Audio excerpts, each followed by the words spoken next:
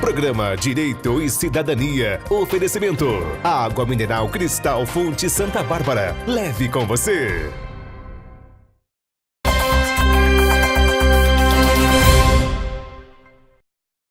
Olá, pessoal. Estamos aqui, então, de volta no nosso terceiro bloco. Nós estamos aqui com o Xavier. Está aí. Nem tudo que ele faz aí é perfeito, viu? Porque ele faz a gente gordo, ele não dá uma melhorada no aspecto, mas tudo bem.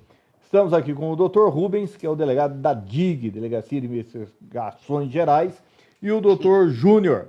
Vou falar inteiro o seu nome de novo, ver se eu aprendo. Dr. José Antônio Gomes Inácio Júnior, que é advogado militante em nossa cidade e professor da Faculdade Edu Vale. E o Dr. Marcos Vieira Godoy, que é promotor de justiça. O que eu tinha dito numa determinada sala de aula, num determinado país, aconteceu o seguinte. Eu dei prova para os alunos. Dei prova, passei lá 4 questões, cada questão valendo meio ponto e com várias alternativas. E fiz aquela bagunça, A, B, C, D, tá? E fiz uns 15 tipos de prova e distribuí. Então, na hora de corrigir a prova, nossa, foi um inferno na Terra. Porque você tinha que separar todas as provas para ver, era pouca coisa que mudava um no outro. Falei, não vou aguentar corrigir essa prova aqui. Mas aí surgiu uma ideia. Peguei, tirei cópia de todas as provas. Isso aconteceu num determinado ano aí. Tirei cópia de todas as provas, corrigi as cópias e guardei na minha pasta. Cheguei na sala de aula, falei assim, gente, o negócio é o seguinte, estou sem tempo, tem que terminar a matéria, isso, aquilo. Vocês, por favor, corrijam as provas. O gabarito está aqui na lousa e vou passar a lista para vocês. E vocês coloquem as notas para mim, que enquanto isso estou dando aula, tal. Bom, terminado, falei, a prova pode ficar com vocês, só quero a lista com as notas. Muito bem, devolveram tal. Falei, gente, foi no início daquela discussão de delação premiada, lá atrás. Daí, falei, vamos fazer o seguinte, alguém mexeu nessas notas aqui. Alguém deu nota que não tinha. Não, professor, que isso, professor? Não, vamos fazer isso, professor. Falei, olha que tem isso. Não. Um aluno chega e fala assim, mas como vai dar para você saber? As provas estão com a gente, você só está com a lista de nota. Eu abri a minha pasta, falei, ó, cópia das provas corrigidas estão aqui. Daí você já viu, né? Você olhava, estou assim, correndo. Daí eu aproveitei que estava iniciando a história da delação, falei, gente, delação premiada, vocês têm 15 minutos. Hora que eu pegar aqui, olhar a sua nota com a minha prova corrigida, se você mexeu na nota é 0.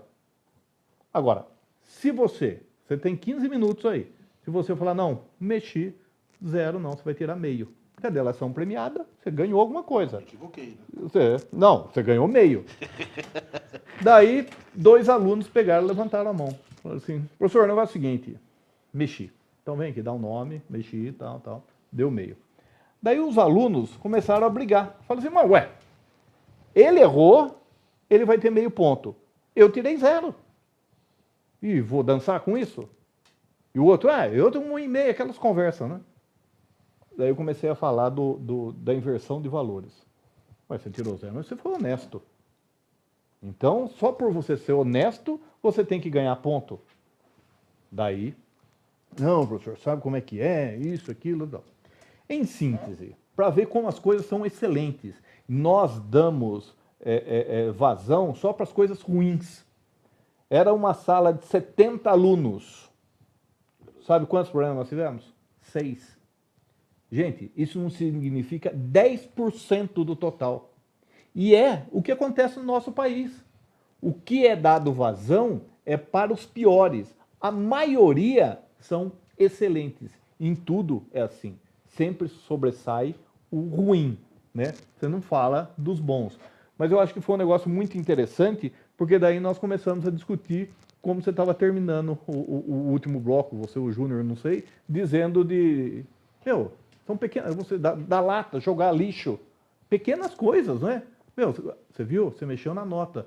Então o Cunha é ladrão? O Cunha e você mexeu na nota. Então, são coisas que vão movimentando. Parece que a gente tem uma inversão de valores. No Brasil, Perfeito. o honesto o honesto olha e fala, poxa, ele quer ser vangloriado, mas o honesto é o normal. A gente tem que imaginar que o honesto, ser honesto... Você não faz mais de obrigação. É sua obrigação. É. A gente viu uma matéria, a gente, no intervalo aqui estava falando sobre o Mário Sérgio Cortella. Sim. Tem uma palestra que ele dá que ele fala de um corredor em um determinado local, que ele está correndo, está em segundo local, e na frente dele tem um corredor africano, não sei se queniano, e ele vê que o corredor achou que já tinha terminado a prova. E ele achou que ele já tinha ganhado, só que faltava ainda 30 metros.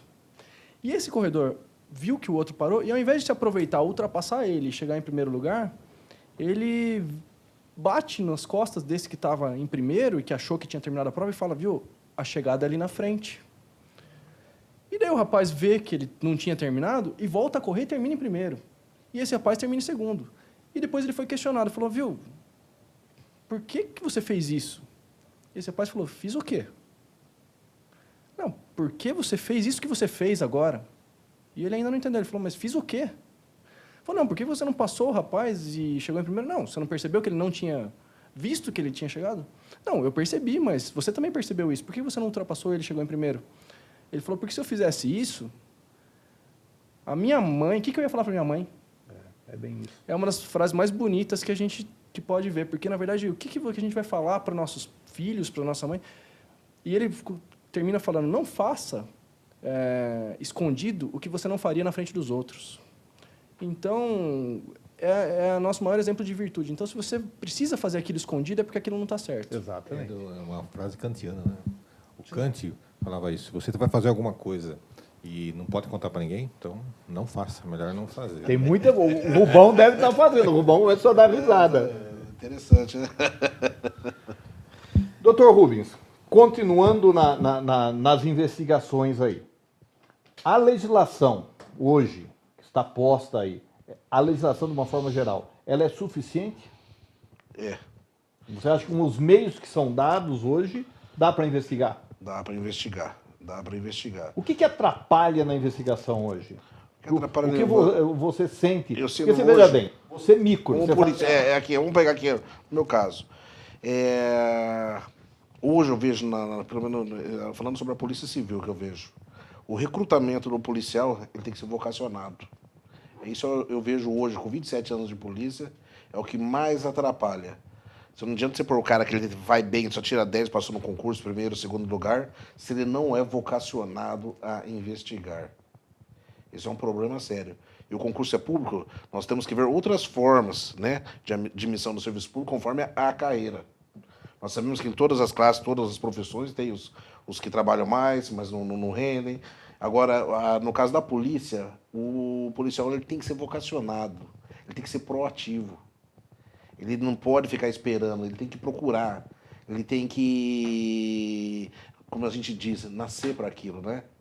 Não adianta o cara que tira... A gente até brinca, né? Quem está com o Código Penal afiadíssimo não puxa plantão policial, né? Exato. Senão você comete injustiça, né? O plantão policial é o lugar para você o maior lugar para você cometer uma injustiça é no plantão policial. Se tiver o Código Penal 100% afiado, você comete sua injustiça. Você tem que usar o bom senso. E é o que falta hoje, no caso, eu vejo para a investigação. Nós temos que ter policiais motivados, que são capacitados, bem remunerados, eu acho, assim, não precisa ganhar bem, mas o cara, quando ele escolhe a profissão, ele Mas tem não que saber... pode ficar aí, seu governador, 4 anos Sem aumento, salário, né? Mas a vocação que eu falo que é o principal hoje, que atrapalha as investigações. A seleção hoje não é correta no caso da Polícia Civil. Não vou falar da outra instituição, porque eles têm os meios deles também, mas a gente vê que eu puxo plantão, quem é bom, quem não é. Todas as profissões têm, né? O cara pode ser 10 em tudo, mas para trabalhar naquele tipo de serviço... Para desenvolver O aquilo. doutor pode falar aqui, no Ministério Público mesmo, um exemplo. O doutor gosta de júri, mas eu sei que tem promotores que passam longe ou nunca fizeram júri. Verdade ou não é? Cada um tem promotor que tem 20 anos de carreira e tem tremedeira quando vai fazer um júri. E é verdade isso, porque ele não é vocacionado para aquilo. Tem advogado para ele fazer uma sustentação oral no tribunal, não vai, não é verdade, doutor? É verdade. Então a gente tem que ser vocacionado, estudar e ser proativo naquilo que você tem que gostar do que você faz. É isso que eu acho que é o diferencial na polícia e na investigação. E o Ministério Público, doutor, está instrumentalizado? Eu acredito que a gente sempre precisa melhorar em relação à instrumentalização. Inclusive, o Dr. Rubens, nós aqui somos testemunhas porque eu tinha um funcionário que era excelente, Ótimo, né? o Leandro, que trabalhava com a gente no Ministério Público, um funcionário acima da média. O que foi, escrivão? Foi escrivão, sei. saiu da polícia, saiu do Ministério Público. Saiu do Ministério Saiu do Público? Ministério Público. Por quê? Porque judiação. foi buscar locais melhores para Sim, melhor remuneração. Pessoa excelente, um Excelente. funcionário excelente. Então, acontece isso. A gente precisa de pessoas muito preparadas para nos auxiliar no dia a dia para fazer todo o trabalho de investigação. O Dr. Rubens pode falar, o trabalho de investigação não é possível simplesmente um delegado fazer. Uma interceptação telefônica de vários acusados, de vários... É impossível. É uma coisa absurda. Até em face da tecnologia hoje, os policiais mais novos eles têm muito mais facilidade do que a gente. E é complexo, o senhor sabe muito bem, é complexo hoje até essa lei 9.296, é simples a interceptação no papel, falando, mas você fazer ela rodar uma interceptação é difícil. E controlar ela é mais difícil ainda. Por quê? A interceptação você sabe onde começa, mas não sabe onde acaba. Cabe aqui uma pontuação importante, a interceptação telefônica, e isso está acontecendo hoje com a colaboração premiada, tem sido um meio de prova, a colaboração premiada é um meio de prova, que na verdade não pode ser o único para que haja uma condenação. É bom que fique claro isso, né? A pessoa vai lá, delata e ela tem que apresentar provas daquilo lá. Tem que ter efetividade. Tem que ter efetividade. Então, assim, não é só a colaboração premiada. Não basta eu chegar e delatar alguém, e por isso eu serei beneficiado e aquela pessoa será condenada. Não é assim que funciona. A gente precisa de mais elementos de prova para que haja uma condenação. Mas a colaboração premiada hoje está em voga. Como já esteve em voga, como já foi muito importante, muito mais importante do que hoje, é a interceptação telefônica. Por que a interceptação telefônica hoje, a gente acaba pegando poucas coisas. Por quê? Porque poucas pessoas... Todo mundo sabe que pode estar sendo interceptado. Exato. Todo mundo sabe que o que falar pode ser usado contra você ali, e as pessoas, em regra, usam gírias, em regra, se manifestam. E, hoje, usam diversos aplicativos que, às vezes, a gente não consegue interceptar. Não é nem muito interessante todo mundo saber o que pode interceptar e o que não pode interceptar, mas, às vezes, foi criado, inclusive, um aplicativo que você envia uma mensagem, essa mensagem fica 3 segundos no telefone da outra pessoa, ela vê, assim que ela vê, aquela mensagem se destrói e não fica em nenhum outro local. E vê linha por linha, né? Lê a primeira linha, ela destrói. A segunda linha, ela destrói. Vai. Então, é uma forma de... Por que cria um aplicativo desse? Ou é para você praticar um crime, ou é para você ter a esposa. Porque Todo mundo com medo de falar. Porque um aplicativo desse não pode ter uma utilidade diversa disso. O Dr. Rubens estava falando, os meios de investigação são suficientes. Acredito que sim. Mas as penas não são suficientes. Isso deve ficar muito claro. Um crime de peculato, que é um desvio feito contra a administração pública, feito numa ocorrência. Então, um dia você desvia um dinheiro, pode ser um valor alto, o que quer que seja, tem uma pena mínima de 2 anos. Peculato, desvio. Peculato significa você desviar um dinheiro que seria um dinheiro público, desvia para você. Isso é uma pena de 2 anos, praticado por um funcionário público no exercício de suas funções. Enquanto uma pena de furto, uma pessoa qualquer, um pé de chinelo, foi lá, pratica um furto pulou numa casa, pegou ali uma roupa no varal, a pena mínima é de 2 anos. Então, acho que tem uma desproporção entre as penas aplicadas. O peculato, que é um crime praticado por funcionário público, desvio de dinheiro, uma corrupção, tem que ser crime hediondo. Isso é uma outra briga aí, não, do Ministério Público, uma briga... acredito que tem que ser uma briga da sociedade para considerar os crimes de corrupção, essencialmente concussão, peculato, corrupção ativa, corrupção passiva, como crimes hediondos. Por quê? Porque a pessoa vai ter que cumprir isso em regime fechado. Iniciou-se falou-se muito recentemente, mas não tem violência, não tem grave ameaça, você tem que prestar serviço à comunidade. E falam, não, só vai pegar realmente naquela pessoa que praticou esse crime quando pegar no bolso, daí que ela sente. Não é daí que ela sente. Ela sente a hora que ela está presa. Daí que ela sente, a hora que ela tem que estar, como todas as outras pessoas que praticam crimes, presa num estabelecimento penal. Aí ela vai sentir, aí ela vai... fazer a dieta do Sérgio Cabral. Emagreceu, hein? Emagrecer. Porque, assim, as pessoas pagam, às vezes, só que elas têm mais dinheiro escondido. Sim. Então, você vai lá e tira os 50 milhões que ele tem numa conta lá, porque os valores são astronômicos. E a reforma da Previdência vai falar, não, a Previdência está quebrada porque a gente está pagando... Só aquele Paulo Barroso que devolveu 250 milhões, né? Achei 250 milhões, só um A suposta mesada, porque a gente fala como suposta, a gente não tem prova de nada, do presidente da República seria R$500 mil por semana, por 25 anos. E daí o presidente da JBS falando, vamos arredondar para 30 anos de uma vez, já que 25, vamos arredondar para 30. É um dinheiro astronômico, é uma coisa maior que PIB de alguns países. Aí a gente fica simplesmente imaginando... Não tem nem noção da quantia de dinheiro que é, né? O que dá para fazer com tudo isso? Né? É absurdo, né? A defesa com a palavra. Eu acho o seguinte, realmente há algumas distorções com relação à punição. Alguns crimes têm uma pena mais severa, outros mais branda, como, por exemplo, o crime de falsificação de medicamentos, né? A pena mínima, se não me engano, são 10 anos. Né? Então, quem falsifica uma aspirina tem a mesma pena daquele que falsificou um remédio para câncer, por exemplo. São distorções que precisam ser corrigidas, sem dúvida nenhuma. Há necessidade dessa correção. Mas a gente não pode deixar de lembrar também que, no combate à corrupção, já que esse é o tema que está em voga na nossa mesa essa noite, nós temos um outro instrumento que está sendo utilizado até de maneira muito eficaz, que mexe efetivamente no bolso das pessoas, que é a Lei 8.429, que é a Lei de Improbidade Administrativa. Então, para e passo às questões criminais, nós temos também a Lei de Improbidade, que ela vem fazendo, posso falar isso porque faz parte do meu dia a dia, né? Ela vem fazendo um trabalho, do ponto de vista social, extremamente relevante. Vou dar um exemplo. Muitos políticos profissionais que hoje, certamente, estariam no poder pelo voto popular, estão fora do pleito em razão de condenações ou de inelegibilidades, né, a partir de segunda instância, pela Lei 8.429. Então, essa lei é um grande instrumento também, eu vejo, no combate à corrupção. Nesse aspecto eleitoral, de tirar aqueles políticos profissionais viciados, né, que têm um modus operandi aí da lei de Gerson, como foi comentado aqui, tirar da vida pública. E tem gente que não volta mais para a vida pública mesmo. Né? Eu posso falar porque eu conheço casos concretos. Né? E também o próprio ressarcimento, a própria recomposição do patrimônio estatal eventualmente desviado, também essa lei tem se mostrado extremamente eficaz nesse mistério, ou seja, na busca daquele patrimônio que foi indevidamente, né, desviado do erário público. Então, esse instrumento, a Lei 8.429, para e passo às questões de índole penal, ela é uma ferramenta extremamente eficaz no combate à corrupção hoje no nosso dia a dia. Júnior, se me permitir uma pontuação em relação a esse ponto, porque eu acabo atuando bastante, atuei bastante na área de improbidade administrativa. Uma das maiores vantagens da improbidade administrativa é que a gente não tem foro privilegiado para a improbidade administrativa. É verdade. Então, por isso, a gente tem vários réus de improbidade condenados por improbidade administrativa. E a gente não tem tantos criminais. Por quê? Porque a improbidade administrativa é em primeiro grau de jurisdição, recurso para o Tribunal de Justiça, recurso para o STJ, recurso para o STF, mas isso, mesmo sendo em grau de recurso, poucos recursos acabam sendo admitidos para o STJ, STF, embora demore para haver um julgamento final.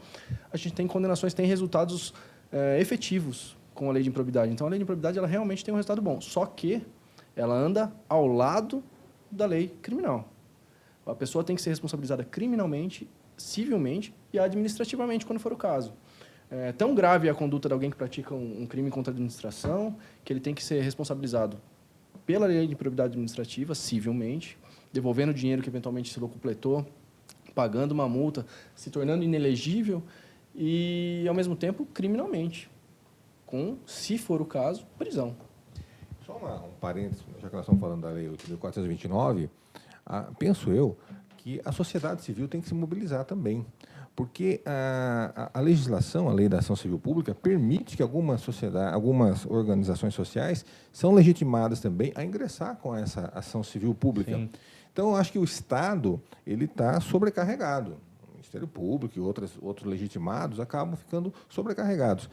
Eu já começo a ver isso, embora de maneira muito modesta, mas eu começo a ver a sociedade se organizar para tomar essa atitude, tomar essa vez de buscar também a reparabilidade, buscar inibir a corrupção através da Lei 8.429 e da Lei da Ação Civil Pública. Né? Porque não é só o Ministério Público que é legitimado, não é só o prefeito que é legitimado, ou a Procuradoria do município. Nós temos algumas entidades que também se legitimam para mover essas ações. É uma grande ferramenta. E a sociedade, a par do que nós estávamos conversando agora há pouco, precisa se conscientizar que o Estado não vai fazer tudo. Sim. Não adianta eu esperar tudo do Estado. Não adianta eu esperar tudo do Ministério Público, ou do Poder Judiciário, ou da Polícia. Não adianta. A sociedade precisa se organizar. Nós temos ferramentas legais que viabilizam uma atuação extremamente proativa de todos nós. né? Basta que um pouco mais, talvez, de civismo, um pouco mais, talvez, de patriotismo, para que nós nos organizemos e tomemos a frente também com relação a algumas questões. Essa questão da corrupção, por exemplo, é uma delas, que a sociedade tem que se organizar e não deixar só para o Estado tomar essas iniciativas. Há necessidade, sim, dessa fiscalização. Existem várias ONGs que se encarregam dessa fiscalização, né? Conheço algumas que funcionam muito bem, aquelas que não são ligadas a não tem nenhuma coloração partidária, né? Elas funcionam muito bem. Então, a sociedade, é bom para que todos que estão nos assistindo nesse momento saibam que nós temos grandes instrumentos legais, nós temos boas ferramentas legais para que a sociedade se organize e ela faça a sua parte também, para não deixar tudo para o Estado, para o Ministério Público, para a polícia, né? Investigar. A própria população tem ferramentas e meios para fazer a sua parte também. Ok. Pessoal, voltaremos já para o último bloco. Aguardem aí.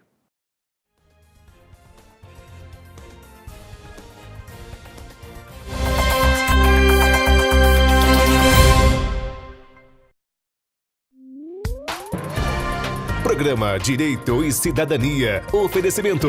Água mineral Cristal Fonte Santa Bárbara. Leve com você.